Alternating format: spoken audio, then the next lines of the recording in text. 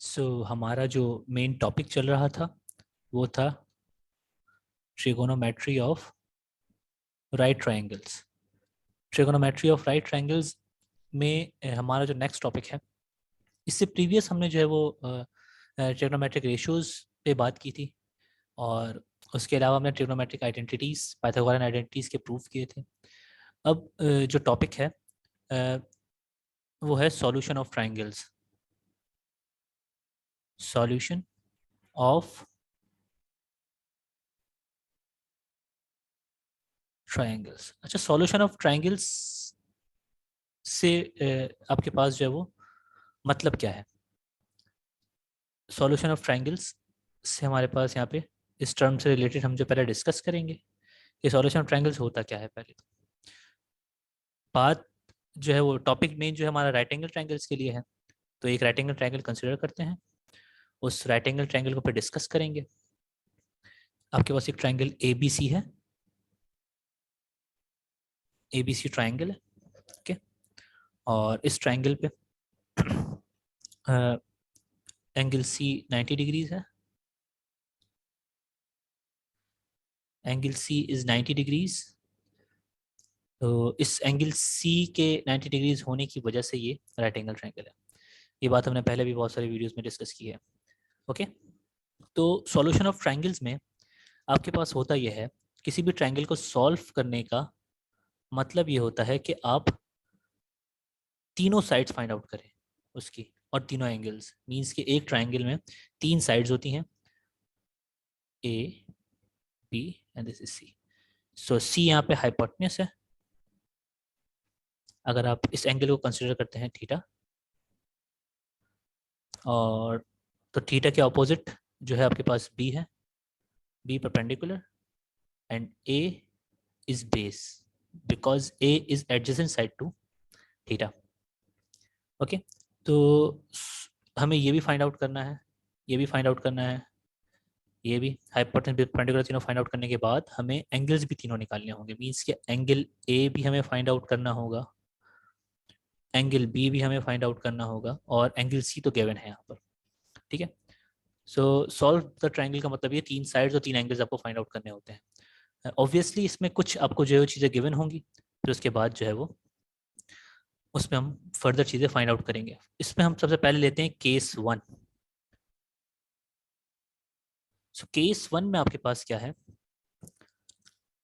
आपको जो triangle given होगा, ट्रायंगल जो गिवन आपको होगा उसमें टू साइड्स आपको गिवन होंगी। दो साइड्स कोई सी भी आपको गिवन कर देंगे ये एक राइट एंगल ट्रायंगल में, दो साइड्स। तो ये एक राइट एंगल ट्रायंगल है ए बी सी। आपको एंगल सी गिवन किया हुआ है इन्होंने 90 डिग्रीज, और इसको मार्क कर लें C. This is A, this is B, और आपको हाइपोटेन्यूस गिवन है फॉर एग्जांपल 4, और आपको बेस गिवन है फॉर एग्जांपल 2।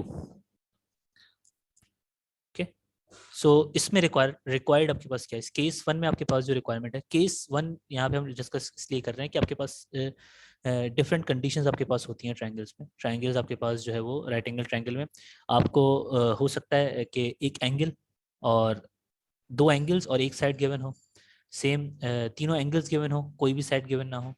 तो उससे रिलेटेड आप जो यहाँ पर, तो केस वन हमारा क्या है कि if two sides are given,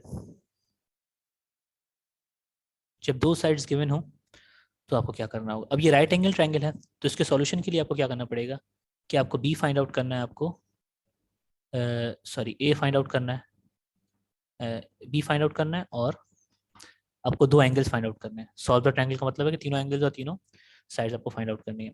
so angle A find out करना है आपको, और एंगल बी फाइंड आउट करना है। सो आपके पास ये रिक्वायरमेंट है। गिवन आपको क्या है? सी गिवन है 4, जो कि हाइपोटेन्यूस है, और ए गिवन है आपको 2। अभी ए को हम डिस्कस यहाँ पे नहीं कर रहे कि ए परपेंडिकुलर होगा या ए आपके पास बेस होगा। ओके, फर्स्ट आप जो है वो फाइंड आउट कर लें ये साइड, बी साइड। So, इसको यहाँ पे मैं रेड से मार्क कर रहा हूँ कि हम बी फाइंड आउट करेंगे। तो राइट एंगल ट्राइंगल है तो ये पाइथागोरस थ्योरम को सेटिस्फाई करेगा। तो आप यहाँ पे सिंपल लिखेंगे यूजिंग पाइथागोरस थ्योरम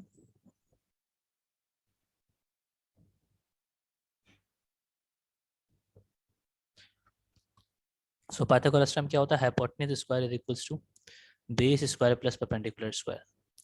सो बेस और परपेंडिकुलर आपके पास जो है वो एक साइड पे होते हैं और हाइपोटेन्यूज आपके एक साइड पे होता है।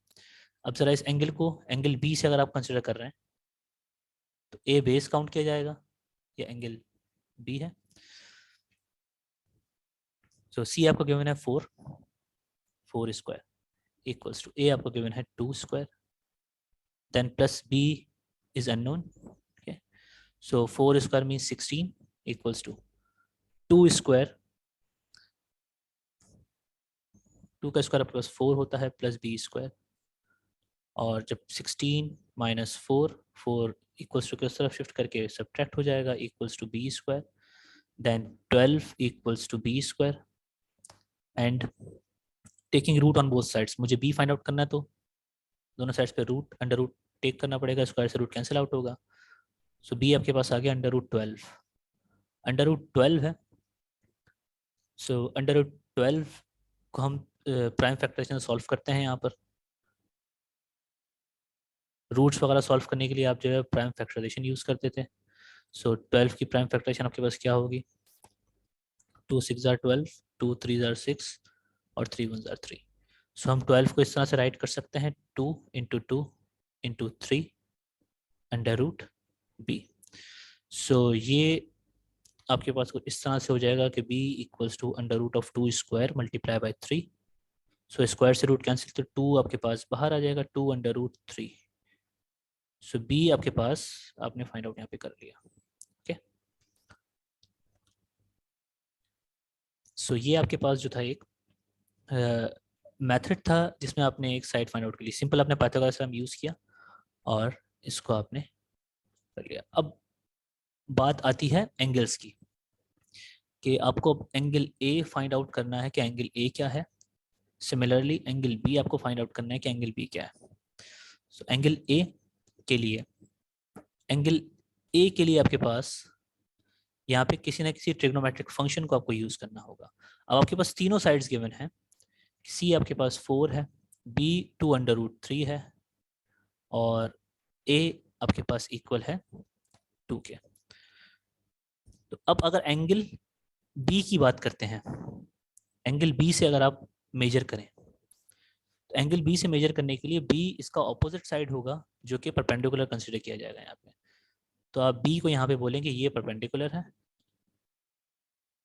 ए आपके पास बेस होगा, सी आपके पास हाइपोटेन्यूज है कि हाइपोटेन्यूज फिक्स्ड होता है opposite to 90 degrees angle.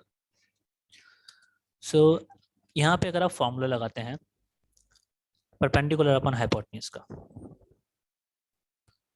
Perpendicular upon hypotenuse sine of angle B, क्योंकि हम एंगल बी से मेजर कर रहे थे इसीलिए। अब परपेंडिकुलर गिवन क्या है आपके पास 2 अंडर रूट 3 और हाइपोटेन्यूज आपको क्या गिवन है, हाइपोटेन्यूज आपको गिवन है 4। ओके, 2 1 जार 2, 2 2 जार 4 equals to under root 3 over 2. So sine of angle A equals to under root 3 over 2. अब sine of angle A equals to under root 3 over 2.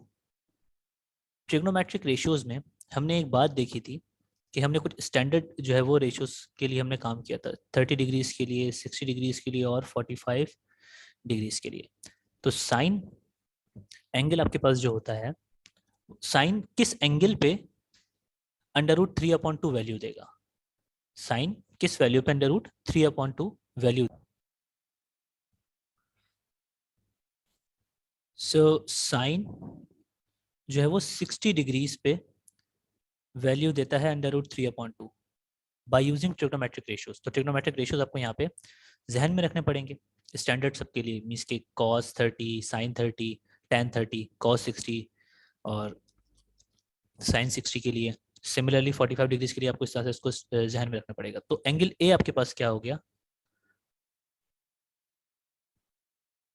60 degrees. Okay, सो आपके पास दो एंगल्स हैं अब, एंगल ए है 60 degrees और angle C है 90 degrees. सो आपको एक बेसिक थ्योरम है जो कि बोलता है sum of all angles in a triangle is 180 degrees. So simple आप इसको यूज करेंगे, आप बोलेंगे sum of all angles mean sum of angle A plus angle B plus angle C equals to 180 degrees. Angle A is 60, angle B is unknown, angle C is 90 degrees. So angle B plus 60 plus 90 degrees. 60 plus 90 is 150, and angle B equals to 180 minus 150. Then angle B becomes 30 degrees. Okay. So आपने triangle को solve कर दिया। Triangle को solve करने का मतलब क्या था, तीनों एंगल्स और तीनों साइड्स, आपने एंगल ए भी फाइंड कर लिया, आपने एंगल बी भी फाइंड कर लिया, और आपके पास एक साइड जो थी वो मिसिंग थी, आपने वो भी फाइंड आउट कर ली।